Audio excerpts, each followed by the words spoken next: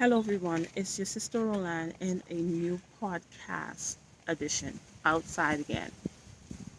This is nice outside, and where I'm sitting is a lot of shade, so I'm not getting burned by the sun until I figure out what I'm doing with the background.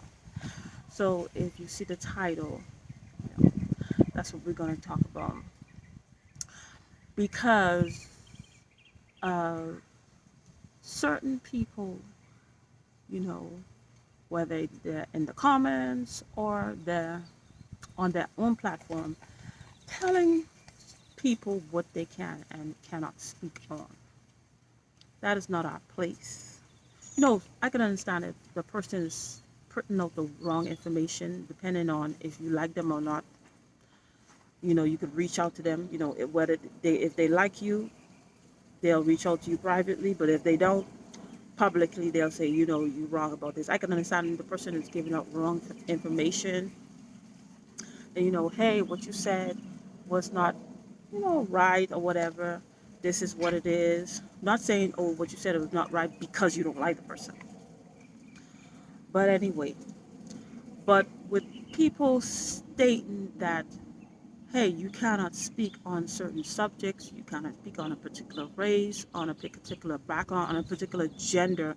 That's just like how a lot of men are speaking on the behaviors and how women speak on the different things that women are doing. Certain men, they're pointing it out. And then you would find certain women say, hey, how are you speaking on a woman? You're not a woman. You don't know what we go through. But if the person is outside looking in and they see particular behaviors or the way that women speak or the way that women are moving, the things that they are doing that could be detrimental to other women, they say, hey, this is what's going on. They could give some advice, they could have some solutions, but that doesn't mean that they are not qualified to say something. I could understand if they're saying stuff that's derogatory, disparaging, putting people, how, they just talk bad about women and that's it. They don't have any solutions. I could understand that. But if the person is truly trying to help, whether they qualify or not, or whether they are not of the same gender, if they trying to help, they trying to bring solution, they trying to bring advice, why should they not be able to speak? Just because you're not from that gender, you're not from that race or that culture or that background, doesn't mean that you do not see solutions. Doesn't mean that you not can point out a problem and say, hey, maybe you guys can do that. People may not listen to you. That doesn't mean they're gonna listen to you.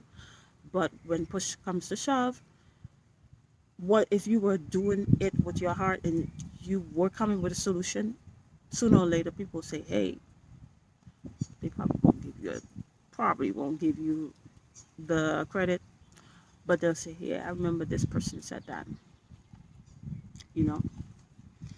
And then even looking at, I remember when the Stormy Wellington and the Lexus guy was doing this Manifest the Man conference, and they did it on the because both of them came from dancing as strippers or whatever, and a lot of people that follow them, not all, but a lot of people that follow them are from that culture, that background as a dancer. They may still be in that. So because we gonna do the manifest demand because we are women that came from the same background as you, we understand what you're going through. But as we can see, they can't even get it together. They can't even get their relationships together. Just because you are from the same background as somebody doesn't mean you are the one with the solution. Does not mean that. So because for you to be a stripper or dancer, you have to literally remove yourself, if you even know who yourself is, to do something like that. And then sometimes people leave that lifestyle because they found something better, or they got with somebody that's able to take them out of that lifestyle where they don't have to dance. But did you ever take the time to renew your mindset that made you have to go do that dancing. So if you never renew your mindset, you never uh, uh, um, got back your self-worth and got lifted up your self-esteem, how are you going to help women that come from the same background as you? You can't even help yourself because you have not helped yourself. It doesn't make sense.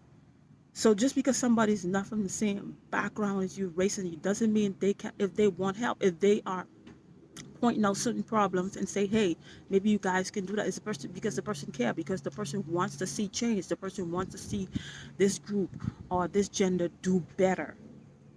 Not some people don't want certain groups to do better, but some people do want them to do better. Bible always tells you God uses the foolish things of this world to confound the wise, because it's foolish, because it's a person with a certain degree, the person from the same gender, the same background, they are the one that's supposed to speak on that situation, and they're supposed to have the solution. They're supposed to have all of that. They're supposed to see everything that is wrong, and then everything they have all the tools and the knowledge and the wisdom to fix everything that's right in in that group, in that race, in that gender. It doesn't work like that. Yes, you may be qualified because you have the degree, you have the certification, you took the test, you have the experience, you grew up in that, but that doesn't mean that you actually have what it takes to solve the problems in your community, to solve the problems in your race, to solve the problem um, with the people that come from the same background as you. It doesn't work like that. Not all the time it works like that. Sometimes it's the very people that you may not like that have your solution, that have the key to unlock the door that is closed before you, to help you to get to another level. Sometimes it's the very person that you hate, that you don't like, that's God is going to use to open a door for you. But no, you think you know everything. And sometimes it stems from jealousy, because you're mad, because you spend all this time in school. I remember my sister, I have a sister that's a nurse, and I have another sister, she's not a nurse. My other sister that's a nurse, she spent years. First she was TNA, then she was an LPN, then she was an RN. She's very, very intelligent. And then with my other sister who didn't go to school as a nurse, God gives her certain wisdom in certain aspects, even though she may have not. That's what God does. That's the thing about God. He just isn't. If you seek to find Him, if you open up yourself to Him, it just amazes you what God can use you to do. So it was, I think, what we were talking about is done when the person, when they have to put the person on a, what is that called? The life support machine. So the procedure to, to prep the person to to put them on that life support machine. My sister went and broke it down from A to B, A, B, C, D, whatever, how to do that.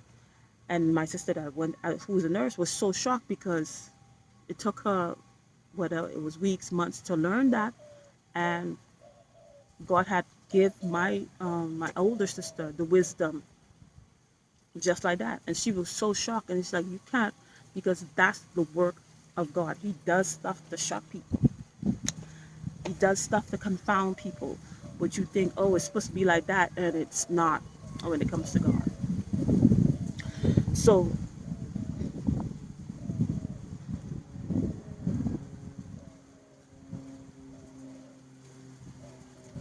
what, like I said before, sometimes it's just jealousy, and because the person is mad, because hey, they have the degree, they came from that culture, they came from that race, but they didn't see it that way. They didn't see that insight. They didn't see it from that point of view. They didn't see that solution.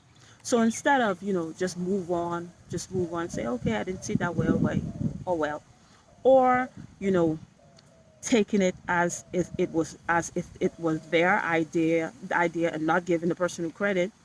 They could have did that too, or just saying, oh, you know what, thank you, I never saw it that way. but thanks for letting me know. Thanks for opening my eyes or whatever. But no, what they what do they do? They come to close your mouth. They come to shut you down. You don't know what you're talking about. How dare you talking about this situation? You making all this up and stuff like that. You who who who is your mentor?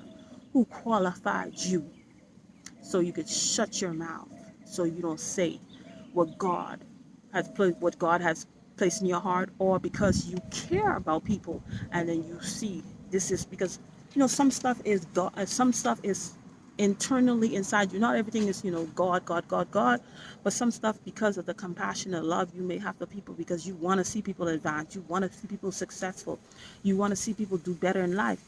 You you're able to see things a different way, and it still goes back to God.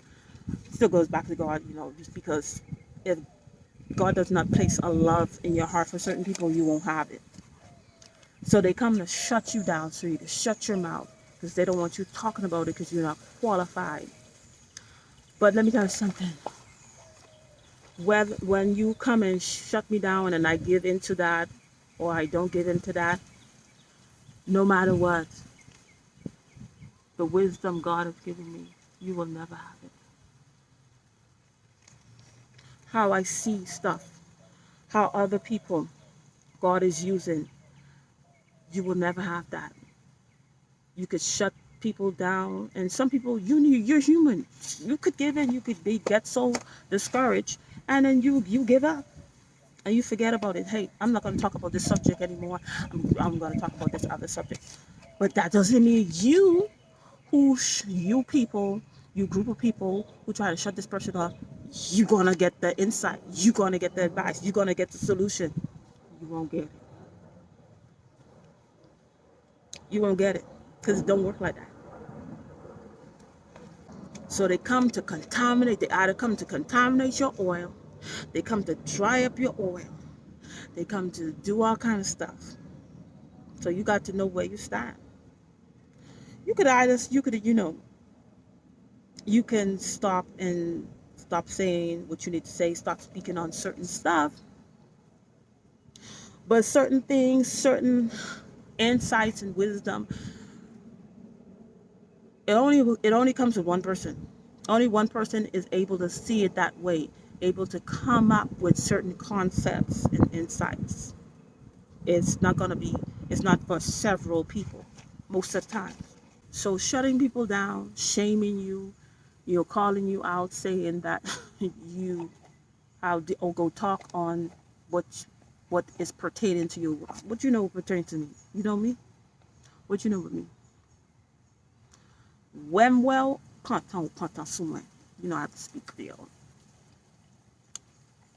You just see you you just see me on the internet, and I just happen to see you in the comments. What do you know about me? You don't know anything about me. You don't know anything about other people, even certain stuff that's being done in like the Christian community. Oh, be quiet. Stop judging, and stuff like that. That's the only verse they know, but they don't read the rest of the verse where it says you cannot be judging people if you're doing the same thing as them. But if you are not, or if you was, and now you have seen the light, you hate, say, hey, I used to do the same thing you're doing. This is what happened to me. This is what I went through. Don't do it. You're able to help people so they don't go the same route, but people want to shut you down. Stop judging in the comments. Oh, woe to you. Don't be talking on God's anointed. They don't even know if the person's still anointed or not. I can understand the person, sometimes people do be talking about other people, and then they very disparaging. They putting the person down, cursing and doing all kind. You're doing too much. You're doing too much. But if they calling out a behavior to help others that may not know, you's a fan. That's why you talking about stop judging. You a bigger instead of being a follower of Jesus Christ. No, instead of being a disciple. That's what you're supposed to be. You're supposed to be a disciple of Jesus Christ. You're a fan of this person. You're a fan of that person. And then you don't want people talking bad about your king and queen. So you try to shut people down instead of saying, hey, you know what? Even if I don't agree, okay. No, but you have to go to back like they pay you hourly, or they pay you monthly, or they give you a salary to go and shut people down. Not saying you could never be shut down, because you're human, you know. You here to help, you're trying to help, you're trying to give advice, anything and then you always gonna have agents of chaos, agents of the devil to try to shut your mouth. But you can't tell people what they can and cannot talk about. You cannot. And if Paul was in the time that we're living in, many of you always going to do the same thing to Paul, because Paul gave a lot of advice. He gave a lot of instructions. A lot of women, feminists think that Paul didn't like women. You don't read the Bible, because back in those days, they did not value women. They did not think women were important. But Paul made sure that he lifted up certain people, Priscilla and Lydia. He talked about how, they served him and how they was doing missions, how they was doing all kinds of stuff. Uh, um, Timothy's grandmother, how she prayed for him, stuff like that. He put women in a different light, but because women were not seen as valuable. Women were not seen, was just, whatever, use them, whatever you want to think. But Paul came with different. So if you are a feminist, you just reading the Bible to argue with the Bible, reading the Bible just to find something in the Bible to argue about, because you mad, whatever you mad about. So that part, in my women's study Bible said that many feminists say that Paul didn't like women. You don't read the Bible, and then you're not reading the Bible to understand it. You're just reading the Bible to contradict or to find stuff that's wrong in the Bible. And then you will never gain the blessing and the knowledge and the wisdom that's in the Bible if that's how you come about it. But if Paul was in our time, we would shut him down and say, how dare you speak on marriage? You don't even have a wife. Now, Paul may have gotten married later down in life, but when he was given all those marriage, a man's supposed to love his wife as Christ loved the church and stuff like that. Women supposed to submit. You're supposed to submit one to another and stuff like that. He was not married. But a lot of people in this days, if Paul was here, he's going to say, Paul, you have no right. Who qualified you? Who, who, who are you under? Who is your authority? Whatever. Who is your spiritual father? You tell us, how dare you talk on the marriage? How dare you? Where's your wife? Where's your wife? But Paul was able to do that. Why Paul was able to give so much instruction, so much advice, so much counsel, so much wisdom and knowledge about marriage, even though he was not married, because he devoted all of his life to God with no distractions. He didn't have any kids. He didn't have a wife. So he was able to devote his life to God, and God was able to show him and give him all types of knowledge and wisdom, because the Bible tells you, if you seek God, he will show you things you do not know. He'll show you all kind of great stuff. You who have taken your time to devote your time to God, whether in fasting and prayer, not everybody have experienced this, but you have seen the marvelous stuff uh, um, about you, about your family member, even about other people that you need to pray for. The marvelous, even wisdoms, certain times, wisdom God gave you. People ask you, how will you know that? And it's not something that you learn from a book, but it's your time with God, and God just put all kind of wisdom. God is wisdom. Some stuff, education will never, ever, you will never know from education. But in a kind of sense, I kind of get it. Many of you guys are trigger speakers. You speak because you have been triggered. You have been triggered, and in the midst of people that actually do have wisdom and solutions, it's flooded with people just talking about foolishness. I understand that. Talking that don't know what they're talking about. That's true. truly not qualified. Some people, when you look at some people, are not qualified to say what they're saying. They just spewing a bunch of stuff. They're not even to articulate it or explain what they're trying to I'm saying, even though you may not agree with what they're saying, but at least they are able to articulate and explain it. Some people not, they just spewing a bunch of foolishness. So you've heard this once, twice, three times, and then you're just like, you know what, anybody who's talking about this, maybe they're from a different gender, different culture, different background, I'm not going to listen to them. And then now you lump everybody together. So now when you hear somebody saying, you even listen, try to understand, seek to understand, then be understood where the person is coming from. Then you just trigger. You just speaking out. Hey, who qualified you? You have no right, because you are a trigger speaker. That's what you are. You are a trigger speaker. You speak from your trigger. You speak from your traumas and your pains. And you can't hear nothing else. You ain't hearing nothing else. Because whatever you put in your mind, that's what it is. And since that's what you have put in your mind, people who are there to help, who are truly there to see better for whatever you're looking at life from, you can't get the insight. You won't, because you're a trigger speaker. And one time I heard not too long ago, this guy was saying, oh, if you're a woman, you have nothing to say to me. What can a woman tell me? What can a woman tell me? Well, sir, I can guarantee you, well, almost guarantee, I can guarantee you that is certain doors, is certain levels that you supposed to reach, you won't reach there, because you put in your mind, this person, this gender, this person, this race, this culture, this person from this background has nothing to say to me. There's nothing they could teach me. There's nothing they could tell me. Well, most of the time, your next level is in that person, in that person's time. They have the key, but you will never get there. Yeah, you're doing well in life, everything is good and stuff like that, but it could have been better. There's mistakes you have made or you are going to make. The person will say, hey, I don't think you should do that. I did that. And so, oh no, you can't tell me nothing. Who you think you is? You a woman.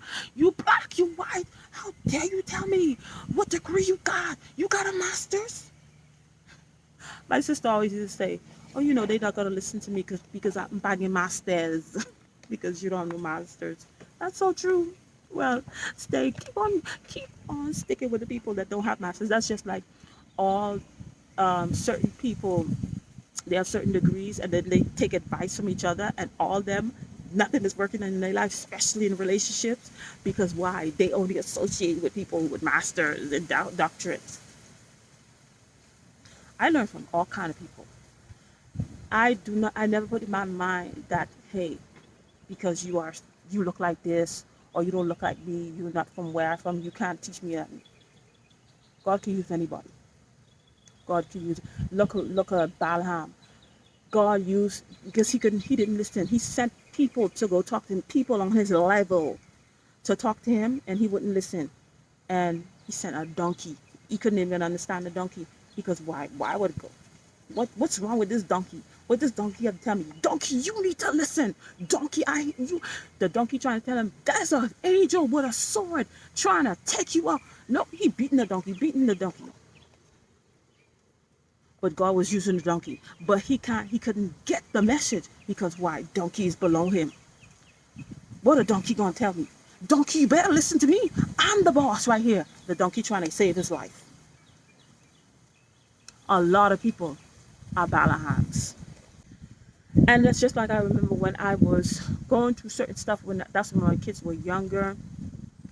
First of all, I was shacking up with somebody, and God used God used people to everywhere I go, especially when I go to church. Always people talking about people who shacking up. I still didn't listen until I encountered a homeless man, and it's like, hey, you, yes, you, I'm talking to you.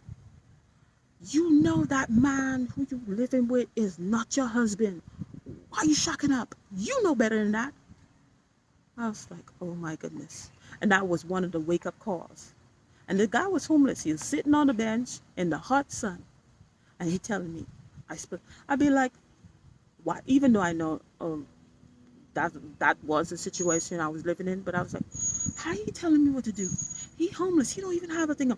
And I've heard you so-called not supposed to call people homeless. Not supposed to call, you're supposed to call them unhoused. Something's wrong with a lot of people on the internet. You guys need to get off the internet and really go out in the world, out in nature, get acquainted with people again. Because some of you guys are literally losing your minds. You say, don't call them homeless people. Yeah, I get off track, but I need to say this. Don't call them homeless people, call them unhoused persons. But you, what do you do for the homeless people?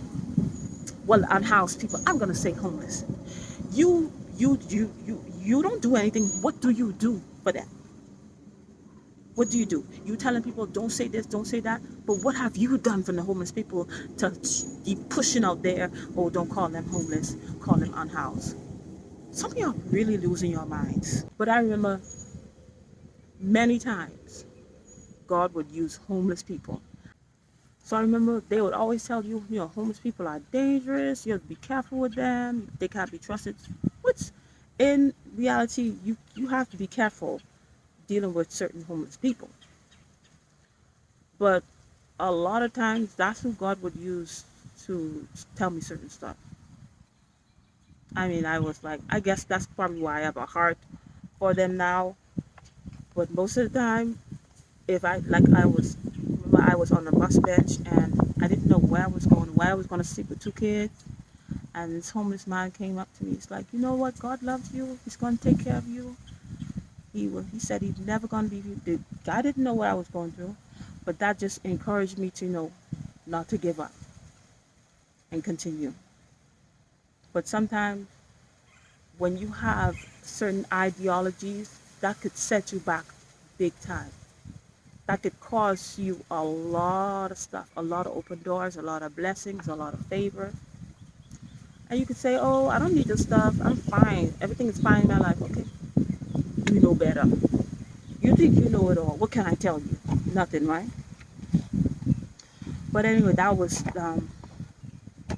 second podcast edition in, well, outside until we figure out what to do. But I like the scenery. It wasn't that bad. It wasn't too much of interruptions. I did have interruptions, but I'm gonna crop it out. But anyway, thank you for listening, watching this podcast edition, and I'll see you in another one. Bye.